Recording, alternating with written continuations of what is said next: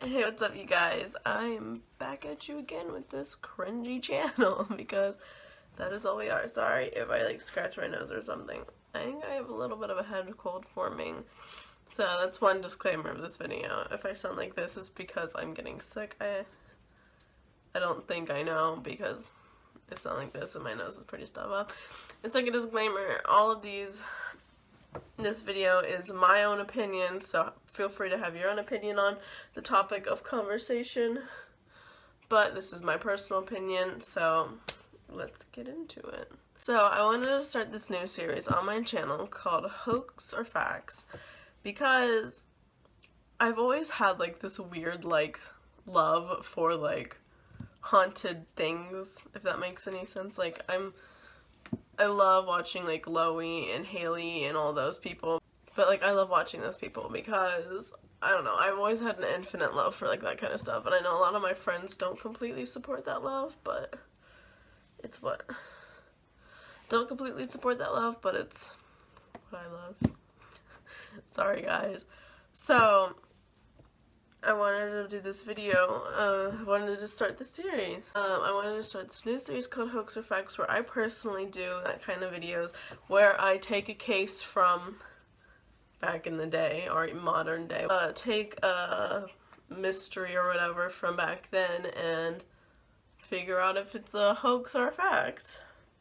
So let's get into it. So the first video that I wanted to do for this one is the Amityville Horror. Yes, hi, hello. For everybody asking why I own the book, it's actually, or it's explainable. So, the high school that I used to go to, obviously because I graduated, we as seniors, it doesn't matter which English, because you have AP English and then you have regular English, so it doesn't matter which English you're in, you have to write an essay on a conspiracy theory. And I chose the Amityville Horror. I don't know why exactly at first. For some reason for me, it just sounded like really cool, and I've always loved like the haunted kind of stuff. Like always have and always will.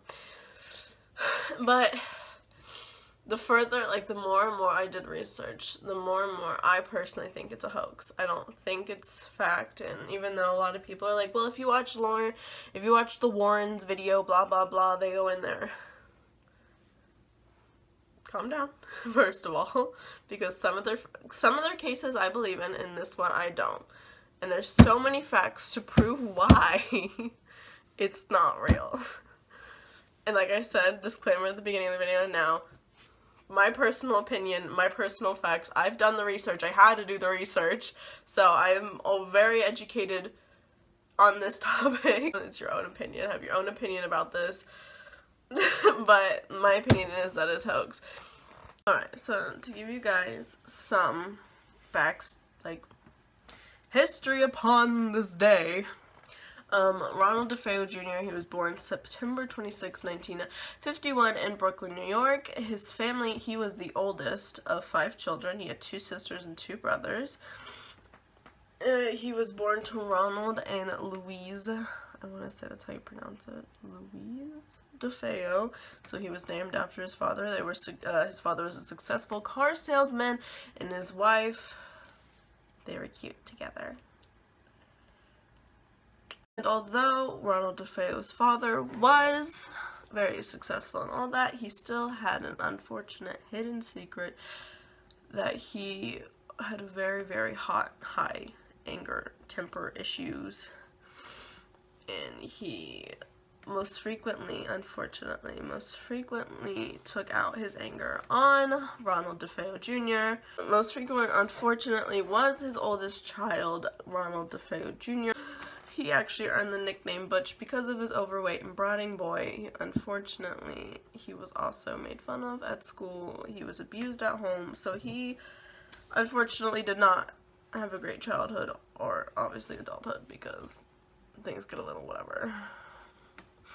But as unfortunate to Ronald Sr., as Butch matured, he began lashing out physically against his father as well as a few friends. His family considered taking him to psychiatric or to get. Unfortunately, the visits did not sit well with Butch, and he ended up denying the help that he actually really, really needed. obviously. He really needed help. I think if his family pushed him to go, I think he probably wouldn't have killed them. Just a thought. Obviously, the trips to the doctor stopped. This is what gets me. They bought him a $14,000 speedboat in hopes that the gifts will keep their child, keep Ronald DeFay Jr., but Butch, at bay. But no, instead, because of the money and everything, he actually ended up using a lot of his money to be able to buy drugs and alcohol and prostitutes in a sense, and gamble and weapons and everything.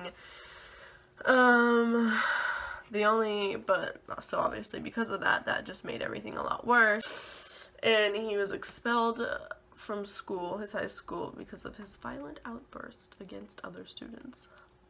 And in his defense, though, if you're gonna sit there and bully a kid, I think at one point, I mean, nobody should hit each other, but I think he's kind of earned a right to get pissed at people for them making fun of him. Could be a me thing. Could be a me thing. Feos still continued to reward his son for all these actions because they didn't want him to do anything bad and he didn't want to go to the doctors to get checked out. So they kept rewarding him. Why would you do that? Like, you're just feeding into his addiction. Like, he's just gonna get worse. So, but then, excuse me. But then at the age of 18, he ended up actually going to work for his grandfather at his dealership. They rewarded him for all of his bad behavior. They got him a job, they got him money, like, they did this, like, even though he, like, rarely showed up to his job, he still got a weekly, what are those called? Paychecks. Oh my god, why could I not think of that? He still earned weekly paychecks, regardless of the fact that he, like, rarely showed up to work. He did terrible at his job, and, yeah, no, his salary pretty much went to a new car. Earned salary went to a new car, guns, alcohol, drugs, the whole shebang, like I explained it. So, that's pretty much his childhood, and then him and his father had a really, really bad relationship, if you couldn't catch on. As you've probably realized by now, he unfortunately did not have a great relationship with his father.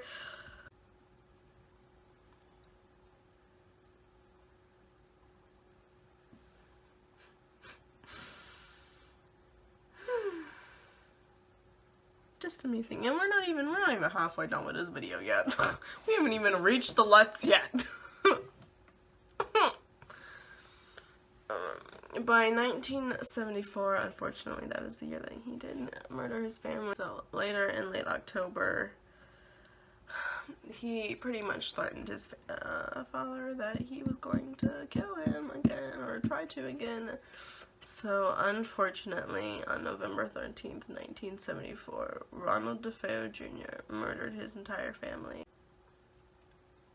This just wows me.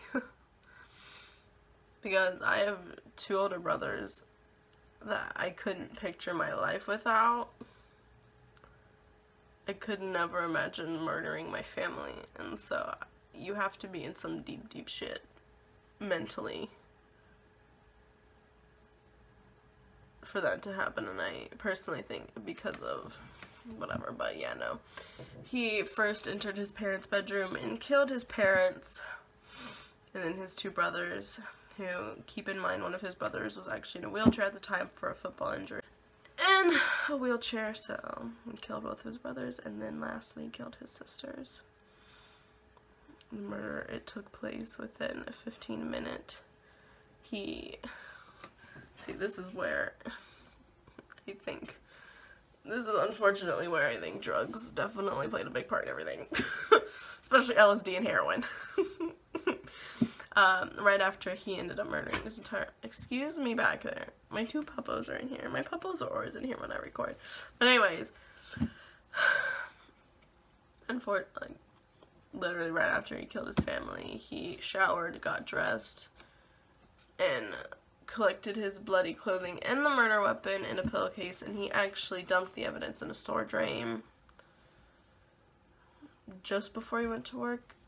Like, just before he went to work, and then upon arriving to work, Butch called home, pretending not to know why his father hadn't shown up for work, which is whatever, saying he was bored around noon, and he left work and spent the day with friends.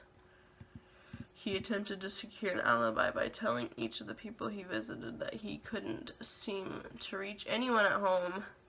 And then at 6 p.m., he called a friend in mock surprise, saying that somebody had broken into the house and murdered his entire family. But when you, like, reread and reduce research to, like, refresh your memory, it's just... I'm so sorry, sir. I keep hitting that with my hair. It's just, it's so upsetting because I personally could never imagine losing my family, and to be the one that kills them, especially, like, your family has to have really have done something to you to really screw it up.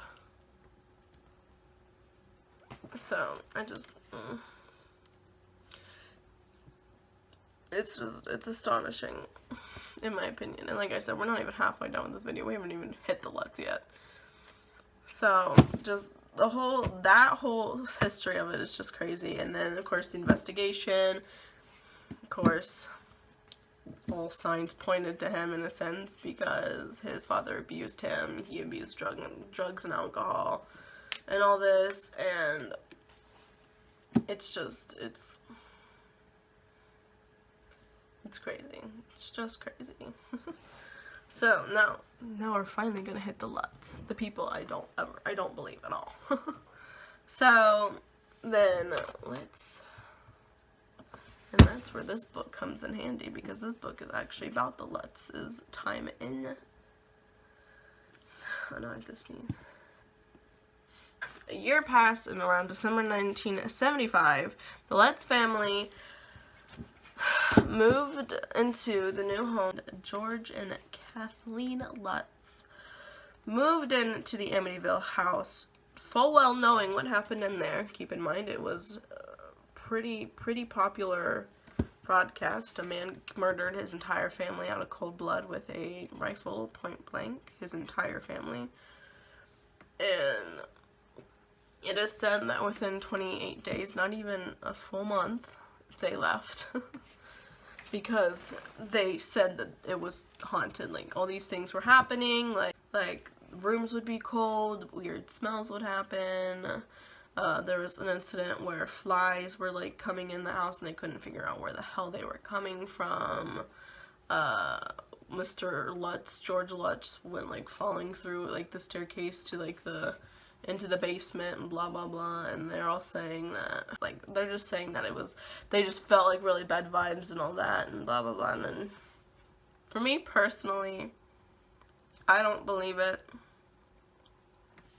Like, they had the Warrens come in and do an investigation. They had a priest, whatever, like, bless it and everything. Like, yeah, maybe they believe whatever deep down inside, but I personally don't believe it, because there have been stories that have come out that Ronald DeFeo Jr. himself has stated that the voices that he heard to make him kill his family aren't real, that he only said that so he could get an easier sentence instead of pretty much being executed. He didn't want to get executed, so they pled him by insanity, which in reality he confessed later on that it wasn't true at all. Like, he didn't hear voices, he just said that to get off easier. Then there's another article that I fact-checked that Ronald DeFeo's lawyer himself openly said that after everything that happened, he pulled the Lutz in to talk to them about everything, and that night they got, like, wasted off of wine, and they came up with this story or whatever, that the story about, like, everything that happened, so that Ronald DeFeo, like, so they could back up Ronald, so he would get off easier. And then you have the fact that that movies still today are being made about it. Like, it was recently in The Conjuring 2, it was mentioned in there, so they got money off that. And then, obviously, you've got books and stuff that are coming out about it, and then you have people like me who are making YouTube videos about it, so it's still very much talked about to this day, and it's a very, very unfortunate, very, very, very, very tragic situation. I hope you guys enjoyed this video, and I hope you guys enjoyed this new series that I'm starting. If you do, give it a thumbs up. Do not forget to hit subscribe, hit that little notification bell to get notified when I post. I'm also really sorry for this voice. I promise I don't sound like this. It's the sickness. But like I said, comment down below, like, whatever, and I hope you guys have a great day.